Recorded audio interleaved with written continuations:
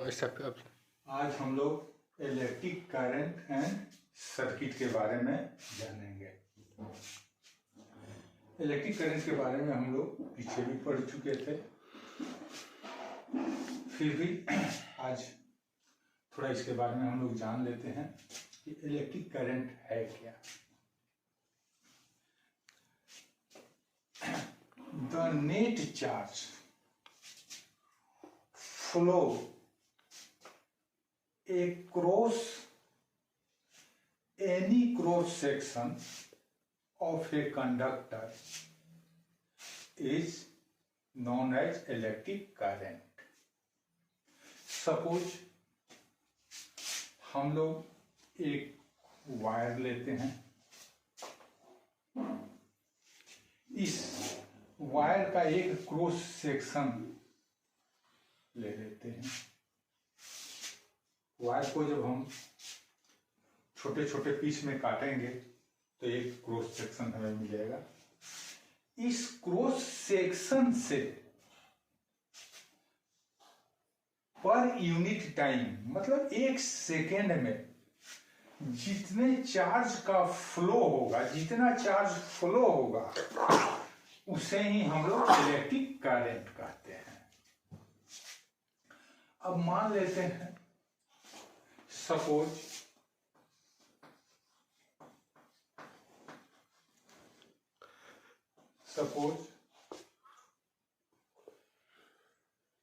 the net charge Q flows across any cross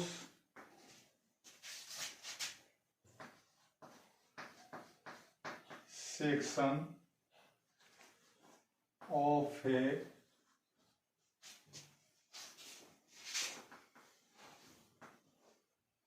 conductor. The net charge Q flows across any cross section of a conductor in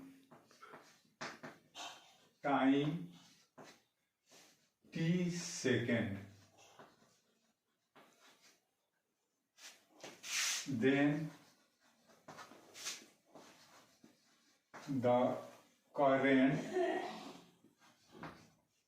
I, current, electric current को हम लोग I से denote करते हैं। I equal to Q by T। Here I is electric current, Q charge flow the cross section from the cross sections and T time taken। अब यहाँ पर एक प्रॉब्लम, न्यूमेरिकल प्रॉब्लम सॉल्व करने के लिए हमें एक फार्मूला मिल गया, I equal to Q by T। यदि इन यहाँ तीन टर्म हमें दिखाई दे रहा है, इन तीनों टर्म में अगर यदि हमें कोई भी दो टर्म मालूम हो तो तीसरा टर्म हम निकाल सकते हैं। अब इसके लिए हम लोग चाहे तो फॉर्मूला भी ड्राइव कर सकते हैं। अब एक फॉर्मूला तो हमें ये मिल गया। अब अगर यदि इससे हम लोग Q निकालना चाहे, Q मतलब चार्ज, तो Q इक्वल टू क्या हो जाएगा, तो यहाँ पर यदि हम लोग क्रॉस मल्टीप्लीकेशन करते हैं तो I का मल्टीप्लीकेशन हो जाएगा T से, तब एक फॉर्मूला हमारा ये बन गया, क्या चीज, T। अब यहाँ क्या हो गया, Q equal to I T, एक फॉर्मूला ये हो गया। इसी प्रकार अगर यदि इस फॉर्मूला से अगर यदि हम टाइम निकालना चाहें, तब टाइम निकालने के लिए हम क्या फॉर्मूला ड्राइव कर सकते हैं, तो T equal to Q by I। इस प्रकार एक और फॉर्मूला हमें प्राप्त हो गया।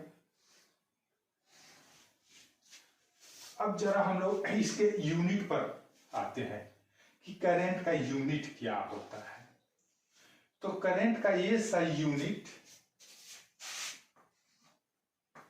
SI unit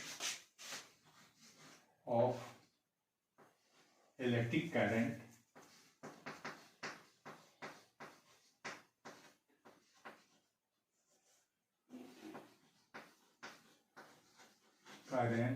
is ampere and it is denoted by A। Electric current का ये सही यूनिट एम्पियर होता है और इसको ES से डिनोट किया जाता है। अब है कि एक एम्पियर कितना होता है, तो अब यहीं से हम लोग निकालते हैं। अगर यदि सब में 1 1 हम डाल देते हैं तो हमारा हो जाएगा 1 एम्पियर इक्वल टू, यहाँ Q चार्ज हो गया और हम लोग जानते हैं चार्ज का ऐसा यूनिट कूलम होता है, तो यहाँ से हो जाएगा 1 कूलम बाई 1 सेकेंड, अर्थात 1 ampere equal to 1 coulomb by 1 second. या इसको हम लोग लिख सकते हैं ampere equal to coulomb by second. Coulomb पर सेकेंड भी इसको हम लोग पढ़ते हैं, इसको कूलम पर सेकेंड, इसको इस तरह भी लिखा जाता है कूलम पर सेकेंड और कूलम सेकेंड इनवर्स 1, ये दोनों यूनिट सेम है। अब है कि एक कूलम, अब चार्ज तो यहां हम लोग कह रहे हैं Q चार्ज हो गया, ये Q चार्ज, तो चार्ज का ये सही यूनिट कूलम होता है। अब एक कूलम चार्ज कितने इलेक्ट्रॉन के चार्ज के इक्वल होता है, तो हम लोग पढ़ चुके हैं कि जब भी चार्ज में फ्लो होता है तो इलेक्ट्रॉन्स का फ्लो होता है, और इस प्रकार 1 इलेक्ट्रॉन्स पर चार्ज होता है 1.6 into 10 to the power -19 coulomb. तो इस प्रकार एक कूलम चार्ज, एक coulomb 1 coulomb charge equal to 6.25 into 10 to the power 18 electrons के चार्ज के इक्वल होता है। मतलब 6.25 into 10 to the power 18 electrons का जो चार्ज होता है वह एक कूलम चार्ज के इक्वल होता है। अब हम लोग इलेक्ट्रिक करंट के बारे में तो जान गए हैं। अब नेक्स्ट टॉपिक है सर्किट। सर्किट किसे कहते हैं? सर्किट का नाम ले रहे हैं तो बहुत हंस रहे हो, क्या मुन्ना भाई एमबीबीएस का सर्किट याद आ रहा है? यहाँ हम लोग इलेक्ट्रिक सर्किट के बारे में पढ़ रहे हैं, वो फिल्मी दुनिया का सर्किट नहीं है। इलेक्ट्रिक सर्किट क्या होता है? The closed path by which electric charge or current is flowing is called electric circuit. मतलब वह बंद पथ जिससे इलेक्ट्रिक करंट का फ्लो होता है उसे हम लोग इलेक्ट्रिक सर्किट कहते हैं। The closed path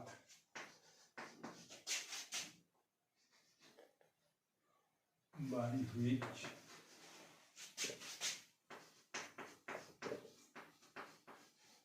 electric current is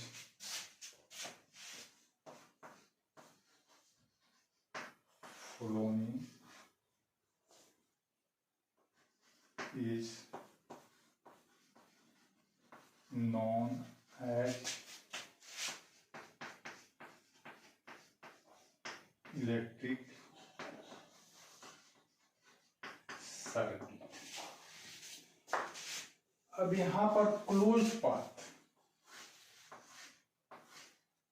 close का मतलब क्या हुआ? ऐसे तो जनरली क्लोज मतलब बंद होता है, लेकिन क्लोज का सेंस यहां पर ऑन। ऑन जनरली हम लोग व्यवहारिक रूप से स्विच ऑन और ऑफ कहते हैं। तो जब स्विच ऑन होता है तो उसको क्लोज कहा जाता है, और जब स्विच ऑफ होता है तो उसको हम लोग ओपन कहते हैं। अगर यदि सर्किट हमारा ओपन रहेगा, इसका अर्थ हुआ कि स्विच ऑफ है, तो सर्किट से करंट पास नहीं करेगा। अब स्विच जनरली व्यवहारिक रूप से प्रयोग किया जाता है, लेकिन फिजिक्स में उसको प्लग की कहा जाता है।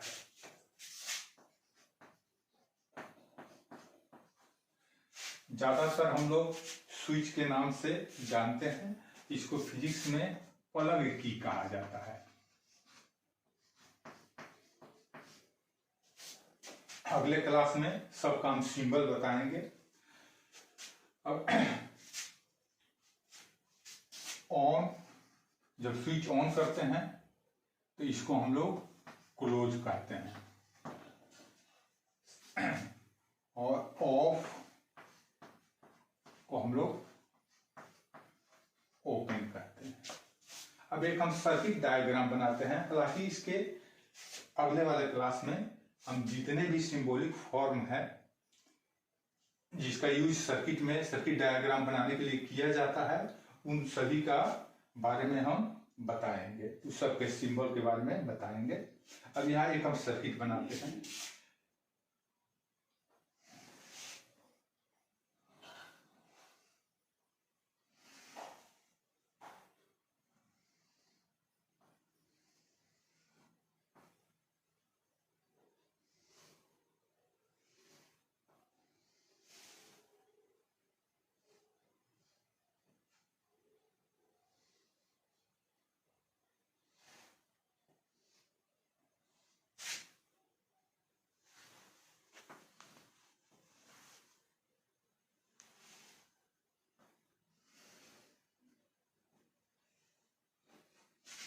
वे एक सर्किट हो गया। इस सर्किट में हम लोग एक सेल जोड़े हैं। सेल का ये जो बड़ा वाला लाइन है ये पॉजिटिव टर्मिनल को डिनोट करता है, और छोटा वाला लाइन निगेटिव टर्मिनल को। यही स्विच हो गया जिसे हम लोग प्लग की कहते हैं। इस सर्किट में कितना करंट फ्लो कर रहा है, इसको मेजरमेंट करने के लिए हम लोग सर्किट में एमीटर को कनेक्ट किए हैं और एक बल्ब को कनेक्ट किए हैं। अब चूंकि इससे करंट का फ्लो नहीं हो रहा है, क्यों फ्लो नहीं हो रहा है? तो यहां पर जो है हमारा प्लग की ये ओपन है, ये क्लोज नहीं है, इसलिए इस कंडीशन में इससे फ्लो नहीं हो रहा है करंट का। अब इसको जब हम क्लोज करेंगे मतलब ऑन करेंगे तो ऑन का साइन यह हो गया। इसकी जगह पर एक और साइन का यूज किया जाता है।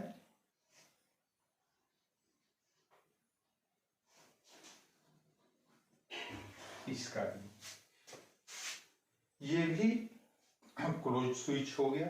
अब इससे करंट फ्लो करेगा, तो करंट फ्लो करेगा पॉजिटिव टू निगेटिव। इसके बारे में जब हम पोटेंशियल डिफरेंस पढ़ाएंगे तो उसमें डिटेल्स में बताएंगे।